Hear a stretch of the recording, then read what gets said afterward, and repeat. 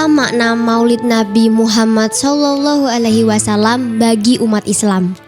Ya, makna Maulid Nabi itu artinya yaitu bagaimana kita memahami tentang kelahiran Nabi Muhammad. Dari maulidin artinya kelahiran. Muhammad artinya makna itu adalah kelahiran Nabi Muhammad SAW yang kita peringati setiap tanggal 12 Rabiul Awal tahun Hijriah. Sekarang tahun Hijriah yang keberapa? 1447. Ya, bagus. Itu ya berarti kita sudah memperingati kelahiran Nabi Muhammad itu sudah 1447 tahun yang lalu. Itu dari kelahiran Rasulullah SAW.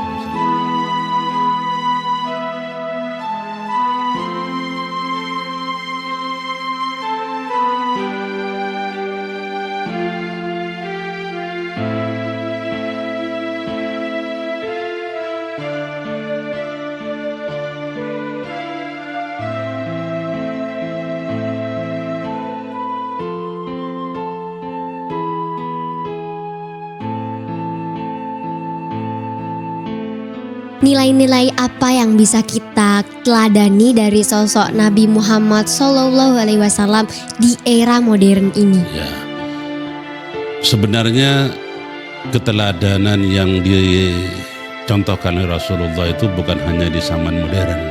Bahkan nanti di akhir zaman pun keteladanan Rasulullah tetap menjadi suri teladan bagi seluruh umat Islam terutama. Banyak keteladanan yang sudah dicontohkan oleh Rasulullah, diantaranya seperti yang tadi saya sampaikan, bahwa Rasulullah itu adalah bersifat pemaaf. Bagaimanapun besarnya kesalahan orang, baik dari sahabat apalagi juga musuh, bukan hanya dari sahabat, musuh saja dimaafkan oleh Rasulullah SAW. Jadi yang pertama yang kita contohkan dari perilaku Rasulullah untuk dalam kehidupan ini adalah bagaimana kita harus mampu memaafkan sebesar apapun kesalahan orang lain. Bukan hanya dari sahabat, dari musuh pun Rasulullah tetap memaafkan. Itu yang pertama. Yang kedua, Rasulullah itu mempunyai keteladanan. Apa keteladanan itu? Suri teladan yang baik untuk kita contoh dalam kehidupan sehari-hari. Baik sebagai seorang pemimpin, baik sebagai kepala rumah tangga, baik sebagai sahabat, baik sebagai anbiya wal mursalin. Apa arti anbiya wal mursalin itu? Tidak tahu, Pak. Anbiya wal mursalin itu artinya para nabi dan rasul. Jadi Rasulullah sebagai contoh semuanya. Ya, dari Nabi Allah Adam sampai kepada Nabi Isa, Rasulullah itu sebagai suri teladannya. Sebab sebaik-baik akhlak itu adalah yang dimiliki oleh Rasulullah SAW. Wa innaka la'ala hulukun azim, dan sesungguhnya pada diri Nabi Muhammad itu terdapat suri teladan yang baik. Apalagi ucapannya sangat rendah hati, apalagi ibadahnya sungguh luar biasa. Diceritakan oleh Aisyah istrinya, sepertiga malam itu jam 2-an lah, itu Rasulullah sudah bangun untuk melaksanakan sholat hajat, sholat tahajud, bahkan sholat taubah. Sampai jam 2:30 sampai jam 3 mau subuh tetap aja sholat dan berzikir. Sampai ditegur oleh istrinya, wahai Rasulullah, engkau kan sudah dimaafkan dosa-dosanya, kenapa ibadahnya kok masih sebagus itu, masih semangat itu? Apa jawaban kira-kira? dari Rasulullah itu? Apa jawabannya kira-kira? Nebak doang ya Pak. Ya. Ah. Karena kita sebagai Muslim juga tetap harus beribadah dalam kondisi apapun itu, entah untuk memaafkan dosa yang telah kita lakukan maupun yang lainnya. Ya. Jawaban Rasulullah itu sangat singkat dan simpel. Apakah saya tidak bangga disebut dengan abdan syakura, hamba yang pandai bersyukur? Maka semakin saya bersyukur kepada Allah, maka akan saya tambah juga ibadah saya kepada Allah. Nah, itu jawabannya. Apakah saya tidak bangga terhadap julukan yang sudah diberikan kepada saya sebagai hamba Allah yang pandai bersyukur? Artinya abdan syakura. Semakin diampuni oleh Allah, maka saya semakin bersyukur kepada Allah. Dengan cara apa? Peningkatan ibadah. Itu yang harus kita contoh dalam kehidupan. Apalagi dalam pemimpin Rasulullah itu sangat mengedepankan musyawarah. Maka dalam Al-Quran Ali Imran 159, wasyawirhum fil dan bermusyawarahlah dengan mereka. Jadi bermusyawarah itu dalam hal apa? Dalam apa saja.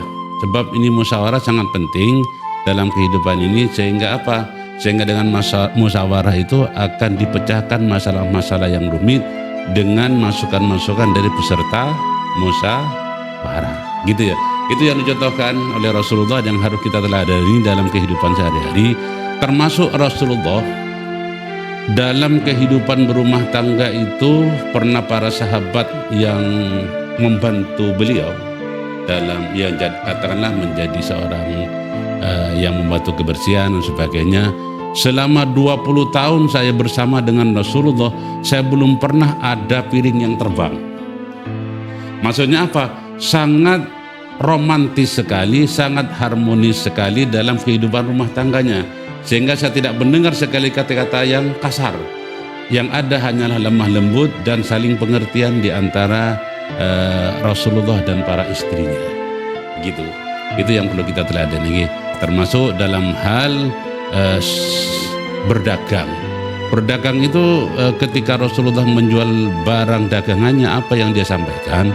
Saya membeli dari penyedia harga 4.000. Silakan jenengan memberikan laba ke saya berapapun. Jadi betul-betul beli 4.000, bukan dijadikan 4.500, bukan 4.000. Sehingga Rasulullah SAW sangat laris. Kenapa? Barang dagang ini sangat murah. Dan para pembeli memberikan labanya kepada Rasulullah itu sesuai dengan keikhlasannya.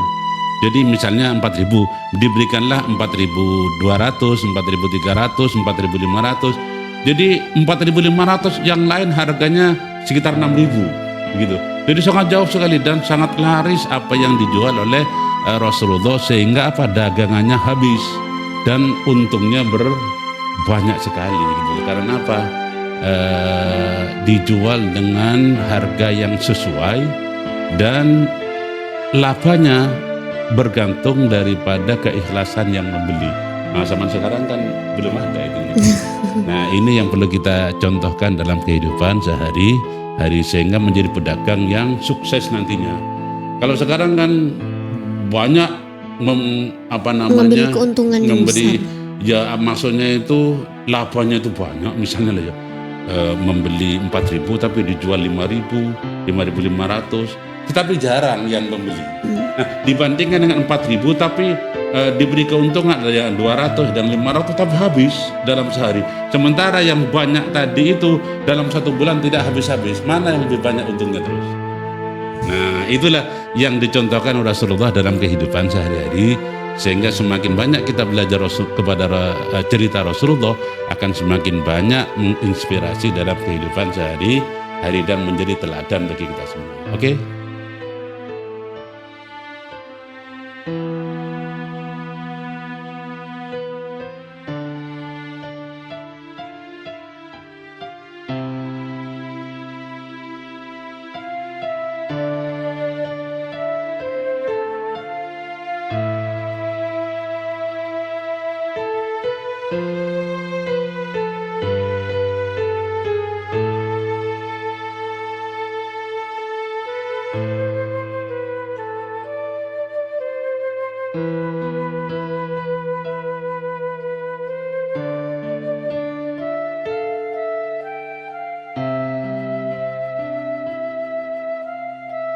Apa pesan dan saran yang ingin Bapak sampaikan kepada murid SMP Negeri 9 pada momen Maulid Nabi ini? Pesan yang ingin saya sampaikan, yang pertama itu banyak belajar tentang sejarah Rasulullah. Maka semakin banyak belajar itu insya Allah akan semakin banyak pula inspirasi yang kita contoh daripada Rasulullah SAW dalam kehidupan. Yang kedua, berjihadlah dalam hal apa itu tadi berjihad? Bersungguh-sungguh dalam melakukan sesuatu. Artinya apa? Kita jangan sampai mudah menyerah dalam memperjuangkan cita-cita. Artinya kita berjihad bersungguh-sungguh dalam belajar, bersungguh-sungguh dalam berikhtiar, sehingga dengan ikhtiar yang sungguh-sungguh nanti akan mendapatkan keberhasilan yang bagus pula. Sebab bergantung daripada usaha kita. Semakin usahanya bagus, maka semakin bagus pula hasilnya. Itu yang kedua. Kemudian yang ketiga, lebih banyak mempelajari diri Rasulullah sebagai suri teladan. Apapun yang dicontohkan Rasulullah dalam hal ibadah, dalam hal akhlak mulia, dalam rangka perbaikan perilaku kita, memperbanyaklah contoh yang sudah dicontohkan Rasulullah dalam kehidupan sehari-hari. Yang keempat, ini yang tidak kalah pentingnya, bagaimana setiap kita harus berlaku rendah hati. Rendah hati itu artinya setinggi apapun jabatannya tetap merakyat dan tidak sombong. Apalagi cuma masalah harta benda. Rasulullah memang nabi yang miskin, ya. Semua dakwah yang dia sampaikan banyak dibantu oleh para sahabatnya, termasuk Abu Bakar As-Siddiq, bahkan menafkahkan seluruh hartanya dalam dakwah Rasulullah SAW. Termasuk istrinya Khadijah yang sangat kaya raya, sampai hartanya itu betul-betul diberikan kepada Rasulullah dalam rangka berjihad di jalan Allah. Jadi yang perlu dicontoh dari Rasulullah kepada anak-anak SMP Negeri 9 secara keseluruhan, bahwa contohlah jihadnya, contohlah semangatnya di dalam mengejar apa yang dia cita-citakan. Kalau Rasulullah mendakwahkan Islam, maka kita sebagai umat Nabi Muhammad bagaimana mencontoh menjadi orang yang kuat, kuat imannya, kuat ibadahnya, kuat ilmu pengetahuannya, kuat hartanya, dan kuat dalam hal intelektualnya. Itu yang penting untuk kita contoh daripada Rasulullah SAW.